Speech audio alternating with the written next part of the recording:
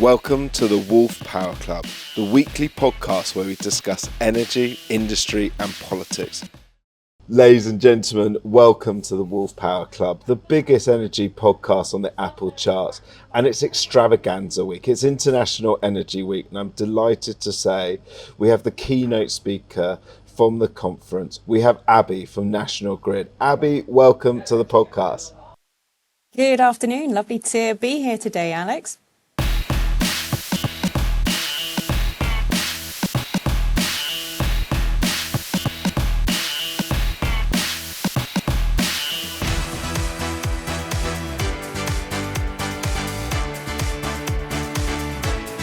And Abbie, we'll dive straight into it. And it was quite a special year for 2024 to 2025 for National Grid.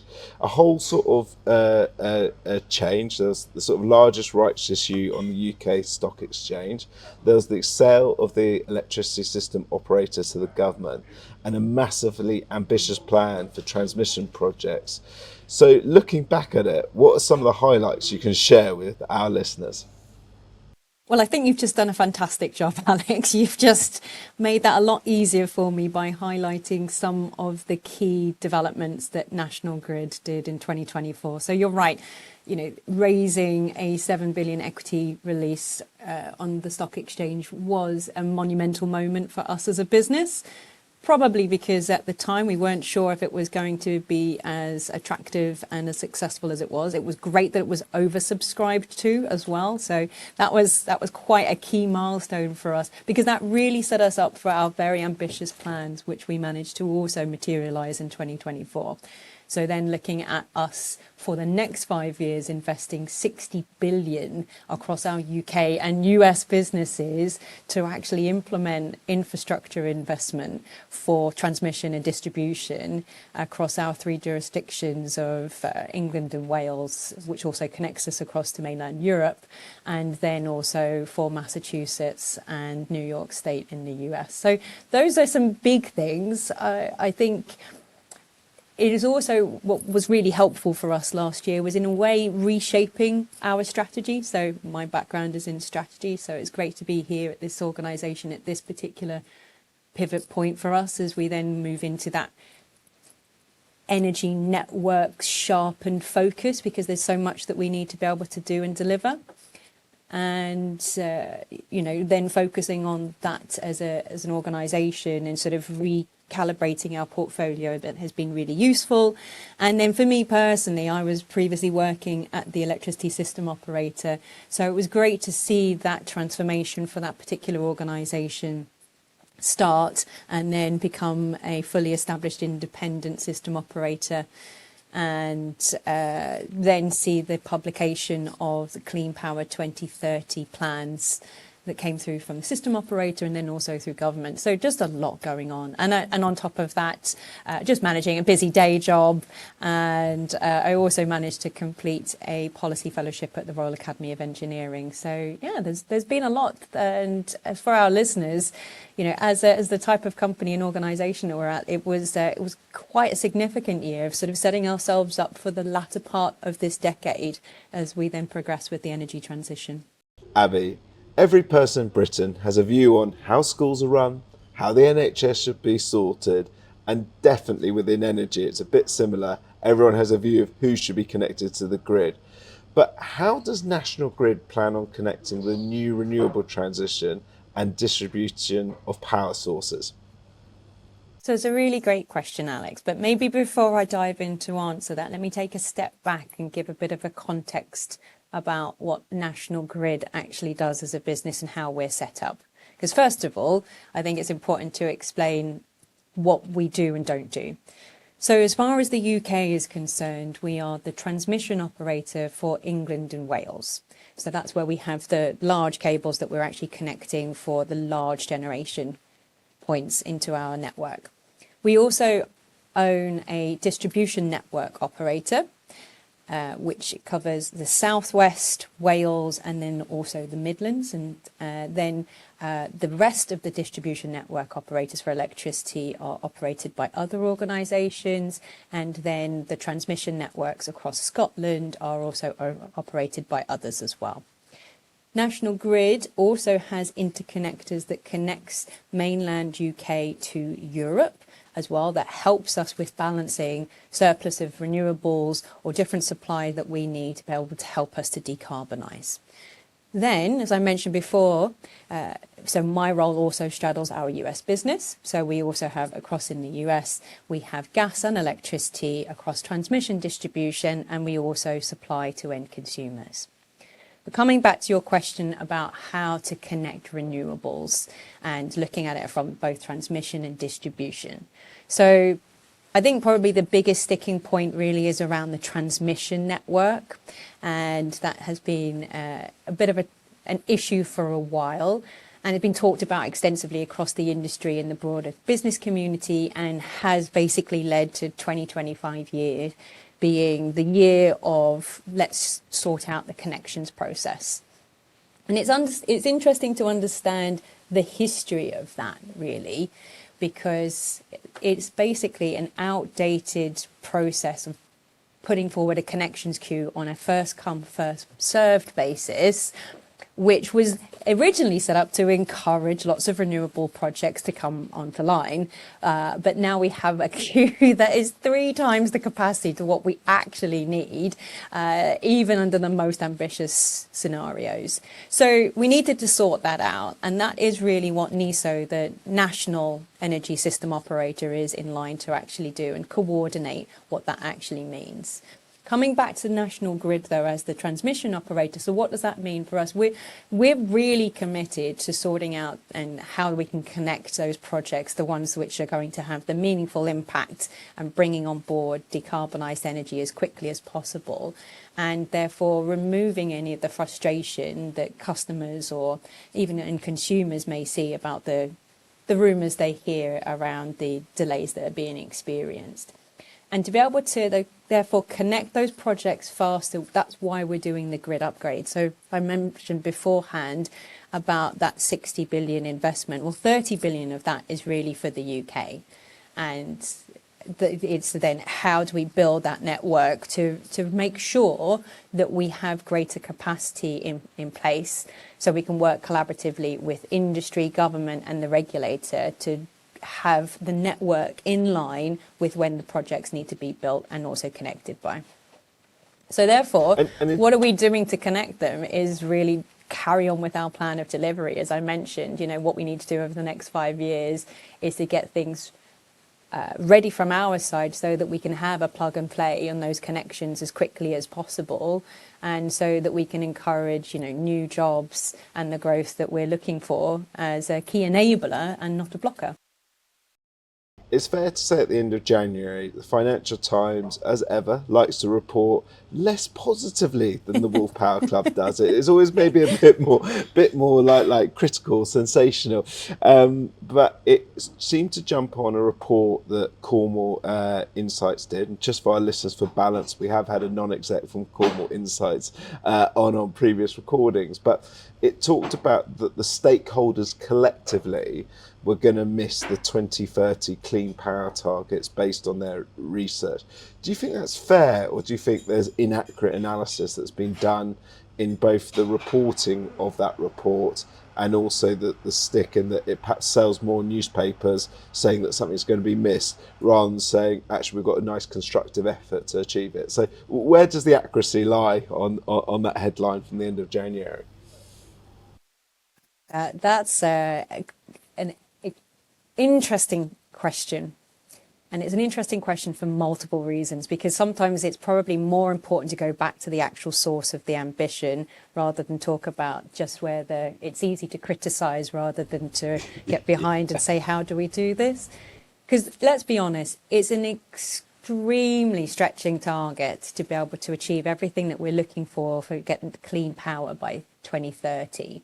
And the reality of that means getting a 95% decarbonised electricity system by 2030. And so I'm somebody who's involved in strategy. So for me, I'm looking at the big picture, and I talk to some of my colleagues and say, well, what about if we got to 93 or 94%? And they are looking at the accuracies and go, well, 95 is what it's actually looking at. And I think the importance is we really welcome the ambition, and having a moonshot to work towards, I think, is something that's really useful to galvanise the whole industry behind. But even government and also NESO have recognised it's not going to be easy, and it is fully dependent on all of those changes I've just mentioned on actually being delivered. So those massive reforms that are needed for connections, for the planning process, for the market, for supply chain to enable some holistic purchasing of difficult and tricky component parts whilst we're still operating in, an environment that doesn't make all of these things particularly easy. It makes it a challenge, but it doesn't mean that that challenge is not something we should strive for. And I think at National Grid, the important thing for us is we understand that grid has a significant component to do, and that we are fully committed behind that. And so that does not change regardless of whether we are able to achieve it, with the accuracy of the 31st of December 2030, or whether it slips a little bit. I think that's important to sort of say this is a way to solve some long-term issues in the electricity sector, but it's not just repairing the past, it's also, more importantly, future-proofing us for the future. This is about creating a decarbonised, world-class, world-leading system. That means that we are protecting ourselves from external security shocks, and we're also able to make sure that we have systems that can be more resilient to climate adaptation and mitigation that's really needed, as well as then bringing on board new fuels, new decarbonised sources, and really tapping into innovation, which is one of the key messages and what we've been going after ourselves. So I think on that regulation space, it's about getting the fair balance. And I think we've also seen some of the things from government talking about trade-offs as we talk about the energy trilemma, and hopefully your listeners are very familiar. And I constantly think about the energy trilemma and where are we balancing on the scale at the moment between the decarbonise, the affordability and the security of supply. And I think we're going to see all three of those things come into play. But our plan on that investment for transmission, and will also be another investment cycle for our distribution company, is still fully committed, and we just need to carry on ourselves and crack on and deliver. And then, as I mentioned about that connections piece, it's so dependent that if we can sort some of these things out, then we do have a chance of achieving that. So coming back to the analysis and the data, it was very recent. I think government published its report back in December. NESO had done its analysis back in October, not long after they had become fully independent. As I said, it's really easy for us to scrutinise and be very critical, but I think probably more is the point of then how do we actually deliver this? And in some ways we may not have all the answers just now, but I think it doesn't mean that that's less important for us to go after. Fantastic, and I think it's a great week because so many stakeholders in the room, but there seems to be like another issue that's come up from our listeners and audience people, and I guess this is one quite close to my heart. I think I told you before the recording that sort of my energy heritage is that my grandfather, before Tate Modern was a museum. It actually was a lovely power station. And part of the bigger project of the guys there is they did the interconnectors between the UK and France to trade electricity. My grandfather was part of that team, so I've always been passionate about interconnectors. It's probably the first host you've had that is so passionate about interconnectors. But one of our understandings, the connection with interconnectors has been delayed sort of to Britain post-Brexit transition from the EU. Is there anything that can be resolved now that seems to be relations are actually, seem to be on a productive setting? And sort of without going too much into the politics, is there actually on the sort of constructive something that we can do to, help these delays of understanding of the connection of the interconnectors? Definitely, Alex. So I think we need to almost extract some of the European politic that's going on from really what the practical sides are around interconnectors and understanding some of the mechanisms that are actually needed, both for Europe being connected to us and that sort of shifting of demand, supply and across renewables, and vice versa with ourselves. And luckily we've been continuing our relations pre-Brexit, post-Brexit, and whatever the next phase will be that we enter into. And I think there's some really key points to talk about, that there is still quite a lot of cooperation happening from the EU and Great Britain perspective. And we recently saw the North Sea Summit in 2023, and we're then looking at positioning a similar summit later on this year in 2025, figuring out about how to properly connect all of the North Sea offshore wind capacity. Some of that will be back to the mainland UK, some of it will be to the mainland Europe, but also then looking at hybrid interconnections where you can connect it between two different companies with the offshore wind farm in the middle.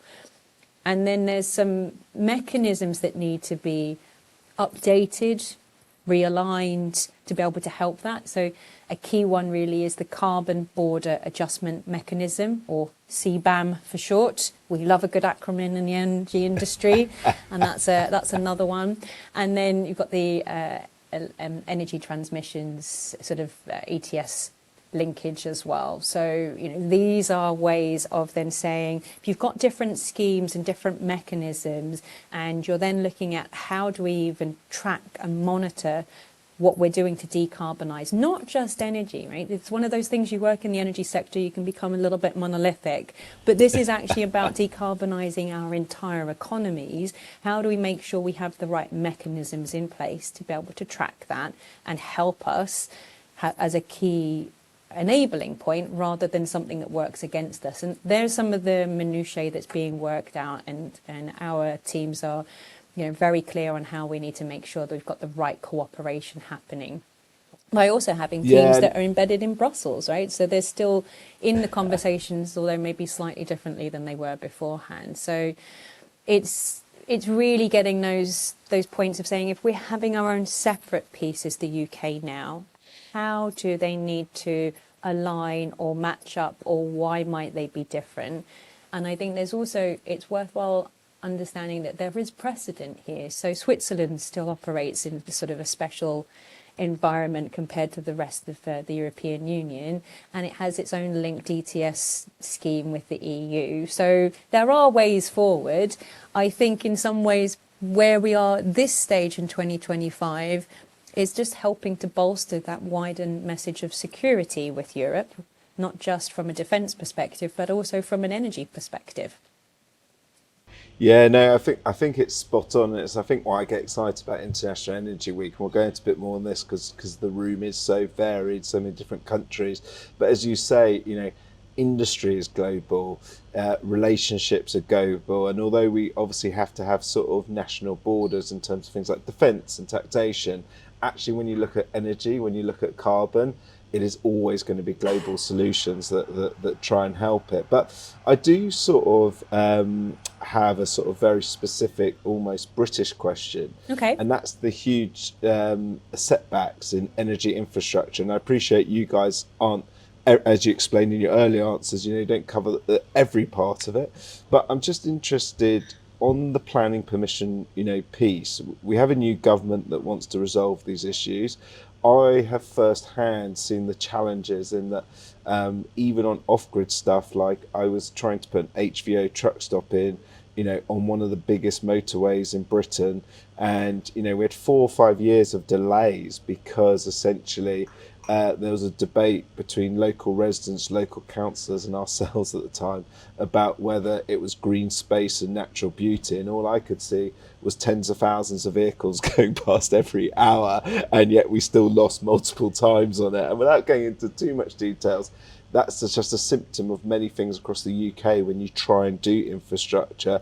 And I was just wondering, with the new British government recently in place, they seem to be passionate about planning, and I know the National Grid is passionate about the sort of Great Grid upgrade. Yep. How can we make planning better? That's another great question. And it would be lovely if I could make it a very simple answer, which I will try. So I think there are some really useful building blocks that have already been laid for us. And one of those is really around the role that the National Infrastructure Commission plays. So to look at not just actually, and I think what you were mentioning beforehand, Alex, is almost what's your whole systems view of the infrastructure that's needed, not just for electricity, but what you would need for our core infrastructure for our entire country, which then leads into gas, but also would lead into water and telecoms as well. So where do you need things? And then you would also think from other infrastructure, highways, railways. So it has its role and remit to think about it from that perspective.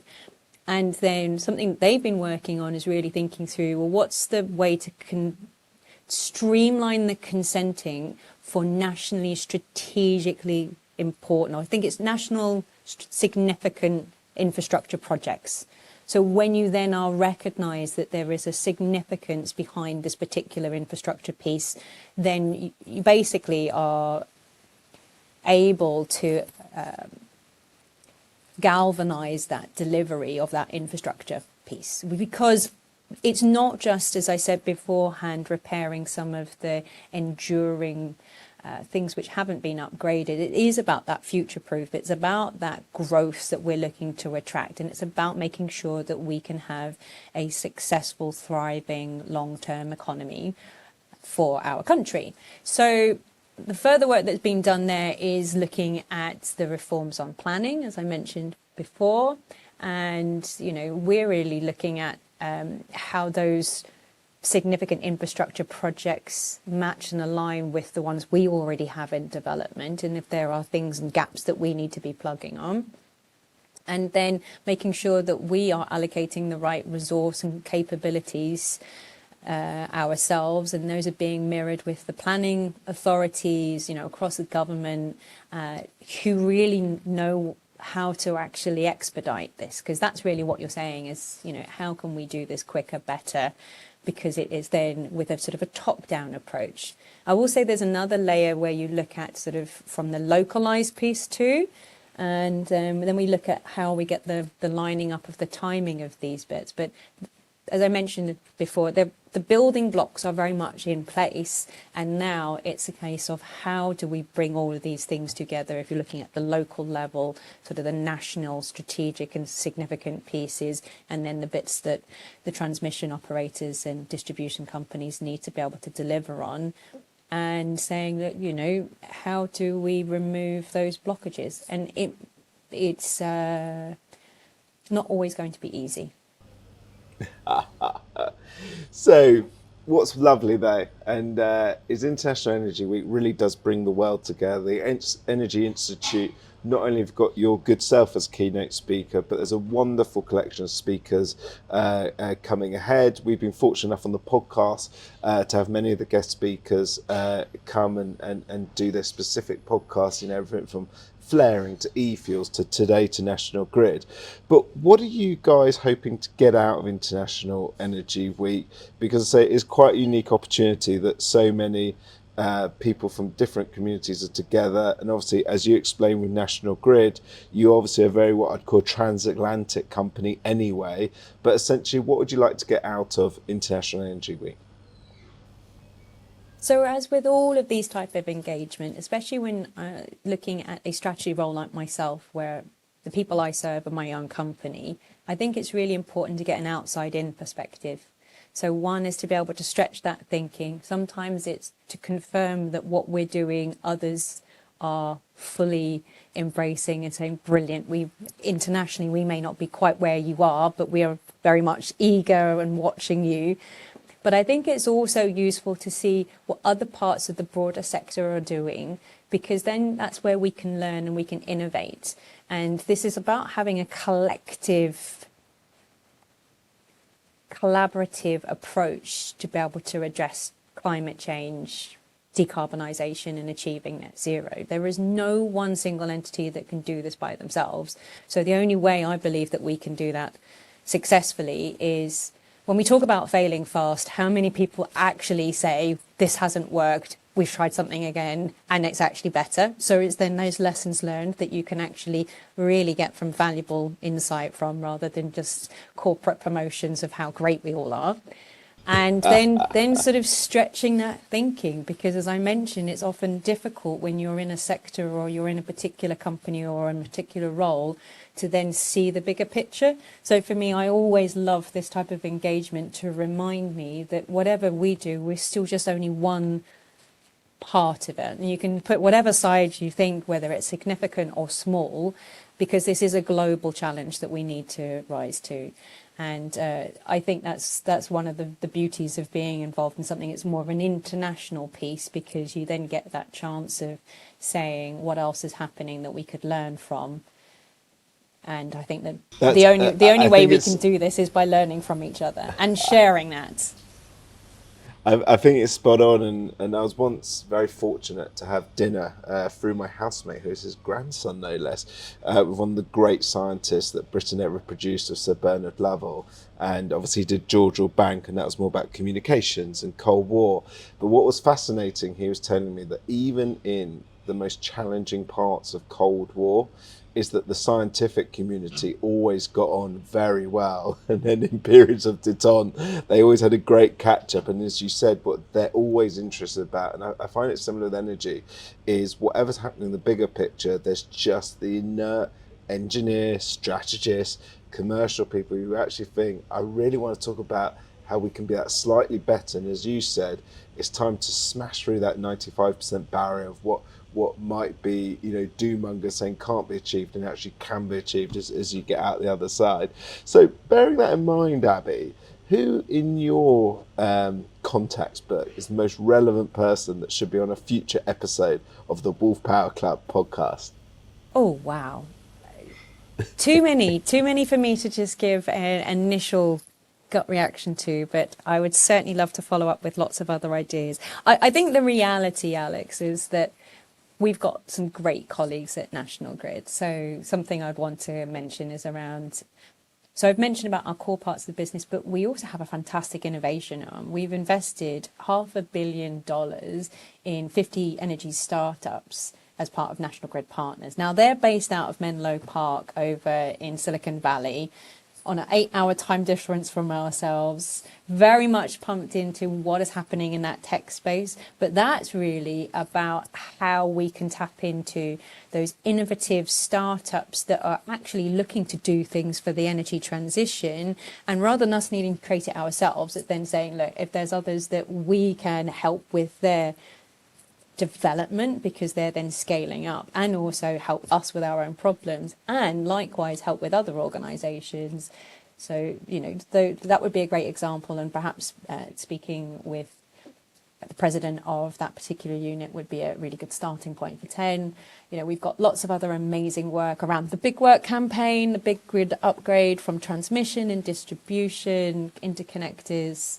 I think it's just, this is one of the fantastic things. This organisation is 30,000 people, but for us to continue to do all of the great work that we're needing, we're investing in a whole bunch of new jobs. I mean, the numbers are staggering for ourselves that we need to do. Next 5 years, we'll have at least 2,000 new grads and apprentices, as well as, bringing in other great minds to be able to do this.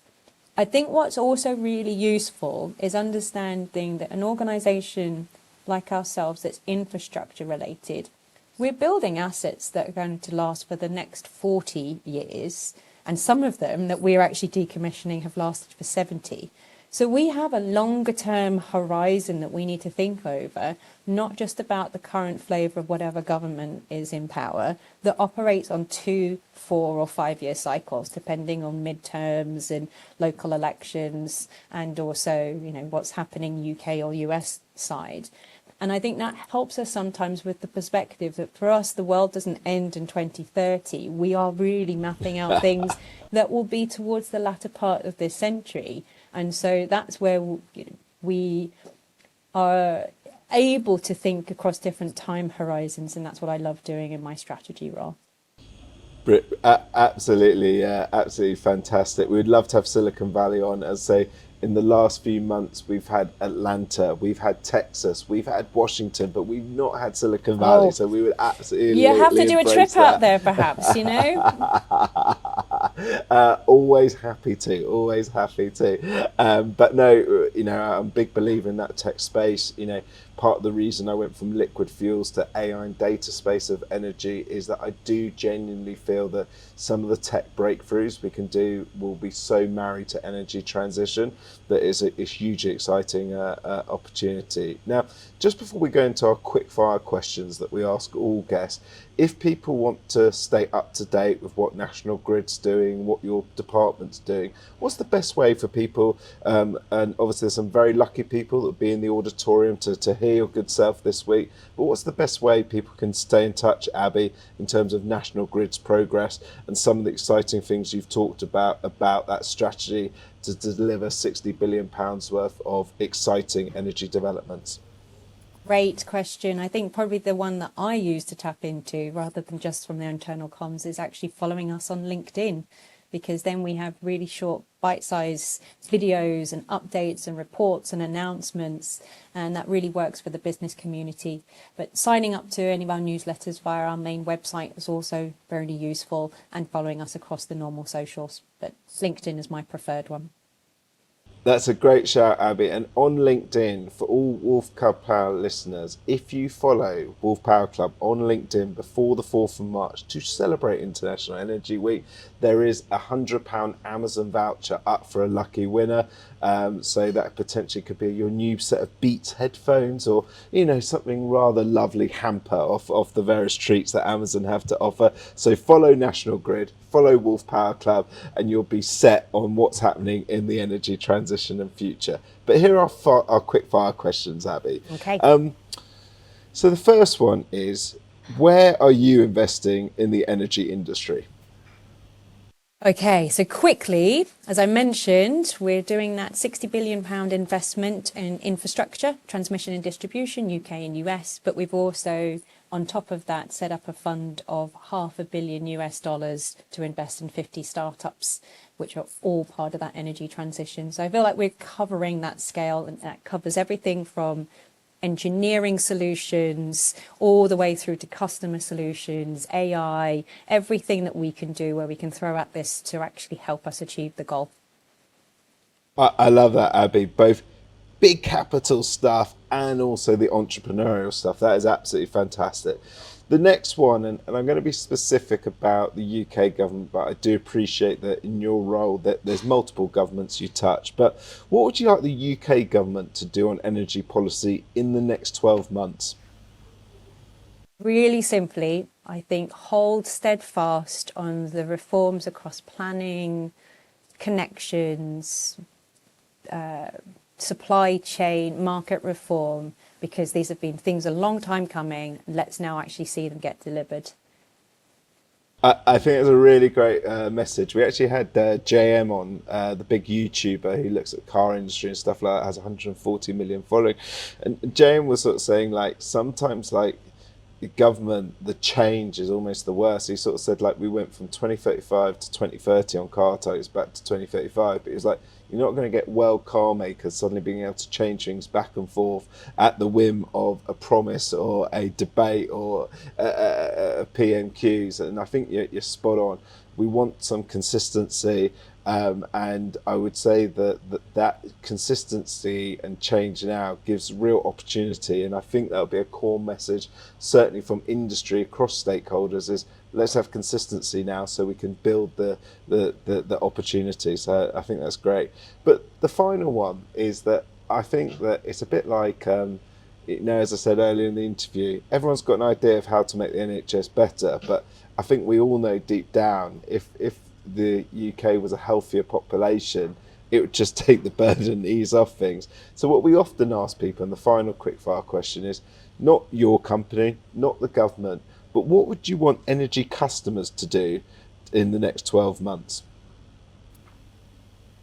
It's a really interesting one. So I think it's really important for energy customers, and by that I mean the customers that we would connect the communities that we serve and also consumers to be really clear on what their fundamental needs are versus not just their wants. Because I think there's a difference between actually what we fundamentally need and also our desires. And as with, it's really important for us to have that customer centricity in what we do.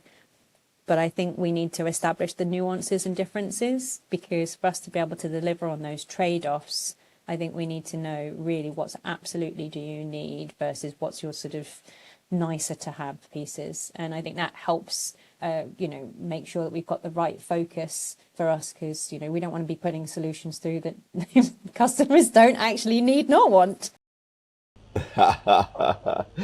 Guys, it's been absolutely brilliant having National Grid on. I think of our podcast season, they have blown the doors wide open and the opportunity wide open, in that essentially, we are seeing here, sorry, let me start again because my microphone went off. It's been absolutely brilliant having National Grid on. We've seen here the opportunities that are coming our way through the restructure back last autumn. No one else has come onto this podcast and committed 60 billion to future spend and £500 million to entrepreneurs. So don't get me wrong, there is always going to be challenges like we've raised today, from planning, from people saying that reports aren't going to be met. But Abbie, you've come back and you've shown that we need to get together in this conference room in International Energy Week and make this stuff happen as collectives now. And I think it's really, really exciting. Abbie, I'd like to thank you for your time, and for those people that are going to see Abbie at the actual lecture theatre, fantastic. And for those who can't, follow both Wolfe Power Club on LinkedIn and National Grid on LinkedIn. Thank you for your time today, Abbie. Pleasure. Thanks so much.